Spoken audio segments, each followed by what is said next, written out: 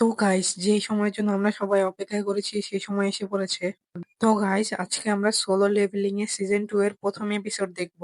কিন্তু তার আগে একটা রিক্যাপ করে দিই। তো আমরা এই পর্যন্ত দেখেছি যে জিনহো জব চেঞ্জের কোয়েস্টে চলে যায়, যে জায়গায় জিনহো এলক্রিসের সাথে ফাইট করে এবং অনেক কষ্ট করে তাকে হারিয়ে দেয়। কিন্তু তখনই তার উপরে অনেকগুলো সোলজার হামলা করে দেয়, আর সে তাদেরকেও পুরা শক্তি দিয়ে তাদেরকে হারিয়ে, যেই কারণে সে নেক্রোম্যান্সার থেকে শ্যাডো মনার্চ হয়ে যায়। শ্যাডো মনার্চের নতুন পাওয়ারের সাহায্যে এলকারিস এবং অন্যান্য সোলজারদের নিজের দাসী বানিয়ে নেয়।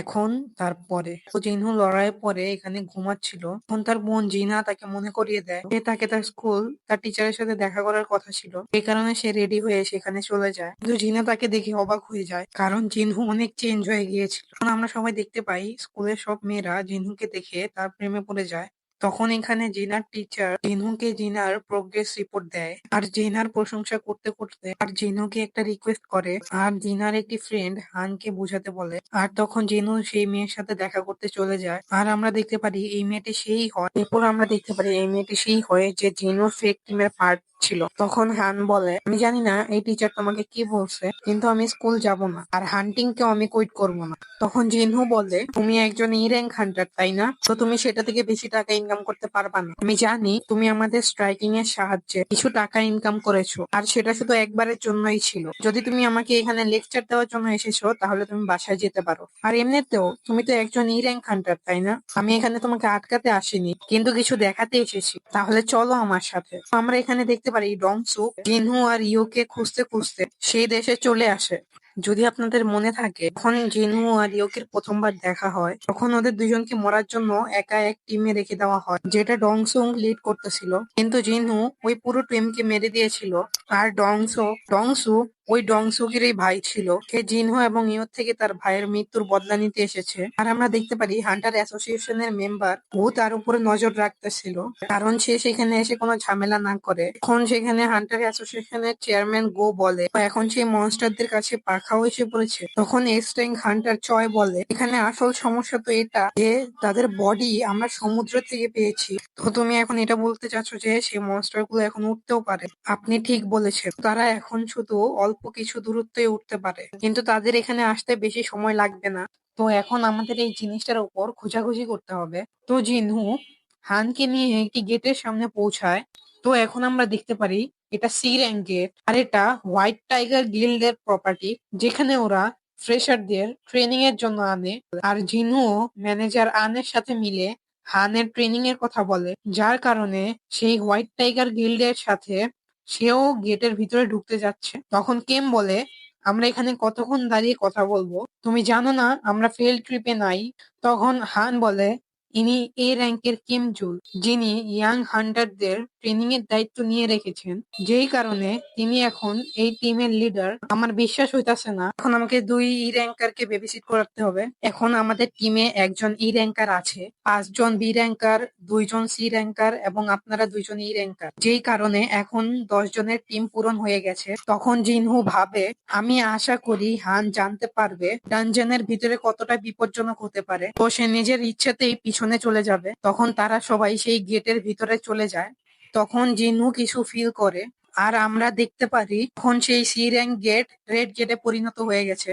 তখন জিনু হানকে নিয়ে সেই গেটের বাইরে বের হতে যায়, তখন আমরা দেখতে পারি তারা সেই গেট থেকে বের হতে পারে না। তখন আহানকে আরো সাহায্য আনতে বলে। এখানে হোয়াইট টাইগার গিল্ডের মেম্বার ও সেই খবর শুনে অনেক অবাক হয়ে যায়। এখানে জিনহু ও তার টিম অন্য ডানজানে চলে যায়, সেখানকার চারিদিকে বরফ ছিল, আর কেউ কিছু বুঝতে পারে না। তখন কেন বলে, সবাই মনোযোগ দাও, এটা একটি রেড গেট। তখন হান বলে, আসলে এই রেড গেট কি? তখন জিনহু বলে, রেড গেট একটি অনেক বিপজ্জনক গেট, যেটি আপনাকে এমন একটি ডানজানে নিয়ে যায় তার বাইরের দুনিয়ার সাথে কোনো যোগাযোগ নেই। আপনি এখান থেকে ততক্ষণ বের হতে পারবেন না যতক্ষণ না আপনি ডানজানের বসকে না হারান, আর নয়তো এই ডানজান ভেঙে না যায়।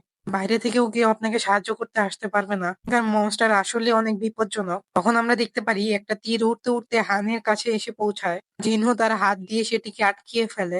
আমরা দেখতে পারি তাদের একটি সাথী এই তীর লাগার কারণে মরে যায়। তখন তারা দেখতে পারে এই কাজ আইস এলফে, তারা এখানে দুর্বল মানুষদের মারতে এসেছে। জিনু এর মতো শক্তিশালী মানুষের সেখানে হওয়ার কারণে সেখান থেকে চলে যায়। তখন কেন বলে, সবাই মনোযোগ দাও, কি তোমরা সবাই জানো গেটের কারণে এখন আমাদের কেউ সাহায্য করতে আসতে পারবে না।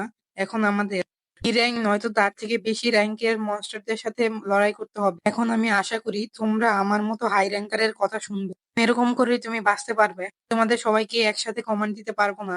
আমরা দুই গ্রুপে আলাদা হয়ে যাব, কারণ আমরা সবাই বাঁচতে পারি। এই কারণে যারা বাঁচতে চাও তারা আমার সাথে চলো।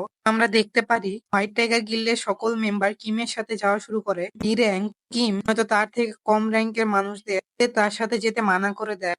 তার মনে হয় যদি তাদের বাঁচতে হয় সেই মানুষদের নেওয়া উচিত হবে না যারা তাদের কোনো কাজেই আসবে না। আর যেহেতু এই জায়গার একদিন বাইরের দুনিয়ার 1 ঘন্টার সমান, তারা কেউ জানে না যে তারা কবে মুক্তি পাবে। এই কারণে সে কোনো দুর্বলদের দায়িত্ব নিতে পারবে না।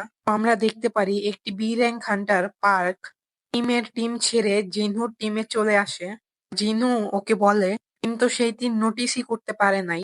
তুমি তো সেটিকে আটকিয়ে দিয়েছো, এটার কারণে তুমি একটি ই র্যাঙ্ক হান্টার তো নয়। তোমার মতে জিনহু ই র্যাঙ্কার আর নয়তো তার র্যাঙ্ক তার থেকেও বেশি। এখন কিম তার টিমকে নিয়ে খোলা ময়দানে চলে যায় আর জিনহু তার টিমকে নিয়ে জঙ্গলে চলে যায়। তো কিছু দূরে যাওয়ার পরে কিম বুঝতে পারে একা আইস বিয়ারের। এই কারণে তার মনে হয় জিনহু এর গ্রুপ খুব সহজেই মরে যাবে। তখন তার এই কথার হয়রানি হয় তখন জিনহু এর গ্রুপে এক বি র্যাঙ্কার এবং এক সি র্যাঙ্কার ছিল। তার এমন কেন মনে হলো যে এক ই র্যাঙ্কার সেই গ্রুপের লিডার। তখন তার টিমের উপর আইস বিয়ার হামলা করে দেয়। কিম তার লিডারের দায়িত্ব পূরণ করতে করতে আইস বিয়ারকে মাঝখান থেকে কেটে দেয়। এই কারণে বাকি আইস বিয়ারের রাগ উঠে যায়, তারা তাদের উপর হামলা করে দেয়। তখন এখানে পার্ক বলে একটু দাঁড়াও, এখন আমরা আগে যাইতে পারবো না, এটা আইস বিয়ারের জায়গা। এখন আমাদের তাদের থেকে বেঁচে এখান থেকে চলে যাওয়া উচিত।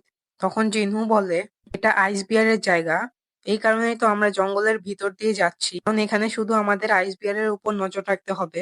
তখন পার্ক ভাবে একদম ঠিক বলেছে, এখানে শুধু আইস বিয়ার থাকলে কোনো শক্তিশালী ম্যাজিক বিস্ট এখানে আসবে না। তখন জিনহু ঠান্ডা থেকে বাঁচার জন্য তাদের কোট দেয়, যেটা দেখে সবাই অবাক হয়ে যায়। অনেক হাই র্যাঙ্কারই শুধু 2 থেকে 3 জিনিস স্টোর করে রাখতে পারে। তখন হান বলে তুমি আসলে কে? তখন জিনু বলে আমি তোমাকে এখানে এনেছি, তো তোমার রক্ষা করার দায়িত্ব আমার।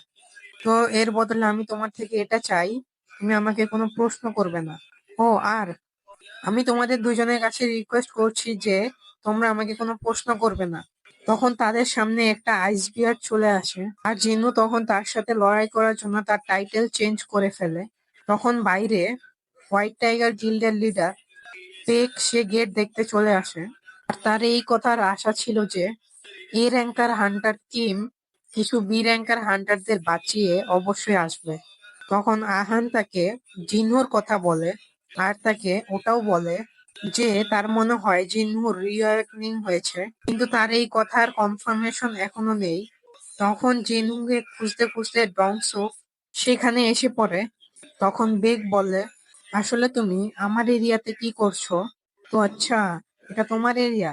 তো আমি তোমার কাছে একটা প্রশ্ন করতে চাই, আসলে তুমি দুই মেম্বার যারা তোমার গিল্ডের মেম্বারও না, তাদের এই গেটের ভিতর যাওয়ার পারমিশন কেমনে দিলা? আমি সেই জিহ্নুকে খুঁজতে খুঁজতে এখানে এসেছি, কিন্তু আমার মনে হয় না সেই রেড গেট থেকে বেরোতে পারবে। তখন কেম ভাবে জিহ্নু তুমি আসলেই লাকি, কারণ এই রেড গেটের কারণে ডংসুক তোমার সাথে লড়াই করতে পারবে না। তো প্রশ্ন এটাই যে তুমি এই রেড গেট থেকে বেরোতে পারবে? তো সবাই এখানে